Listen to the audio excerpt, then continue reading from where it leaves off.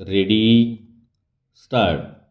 गेल्या 20-25 वर्षापासून असे लक्षात येते की बदलते तंत्रज्ञान आणि भविष्याचा वेध घेऊन या उद्योग व्यवसायामध्ये सरकारने वेळेवर सावध होऊन जे पाऊल उचलणे गरजेचे होते ते गेल्या काही वर्षामध्ये उचलल्याचे जाणवत नाही. किंबहुना बहुतांश क्षेत्रामध्ये या ना त्या निमित्ताने सरकारने अक्षम्य दिरंगाई केली आहे.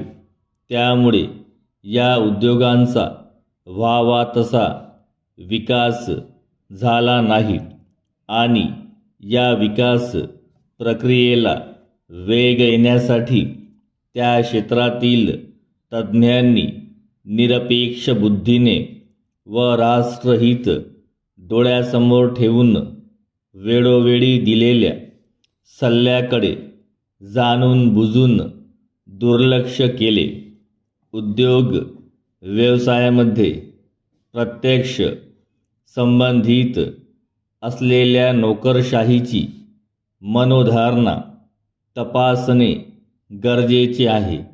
यातील बहुतेक घटकांनी आपली नोकरी व अल्पकाम आणि भरपूर मोबदला यापेक्षा वेगळी भूमिका घेतली असे वाटत नाही.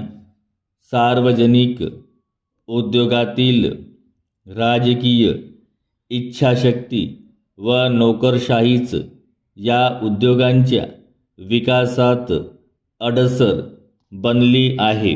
परिच्छेद लोकशाही प्रक्रियेत लोकप्रतिनिधींना व्यवसायाच्या व्यवस्थापनात सहभागी होण्याचा अधिकार असल्यामुळे त्यांना टाळणे शक्य नाही हे तर उघड आहे. तथापि वेगवेगळ्या व्यवस्थापन मंडळावरील नेमणुका आपण तपासल्या तर त्यातील बऱ्याच नेमणुका या फक्त राजकीय पुढाकारांचे पुनर्वसन याच भूमिकेतून केलेल्या दिसतात. या माध्यमातून राजकीय रुसवे-फुगवे दूर करण्याचा अभिनव प्रयोग सध्या रूढ झाला आहे. या क्षेत्रात जमा झालेल्या राजकीय भाईबंधांनी या व्यवसायाची कार्यक्षमता वाढविण्याकडे लक्ष देण्याऐवजी अधिकारवाणीने राजकीय हस्तक्षेप करून उद्योगाचा बोऱ्या वाजविला.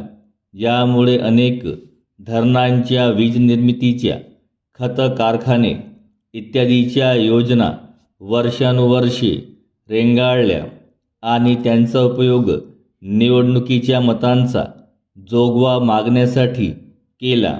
या सर्व प्रक्रियेतून लोकांसाठी चालविलेले राज्य याऐवजी पुढाऱ्यांनी स्वतःसाठी चालविलेले राज्य ही लोकशाहीची व्यथाच तिची नवीन व्याख्या म्हणून रूढ होऊ पाहत आहे. हे लक्षात आले का?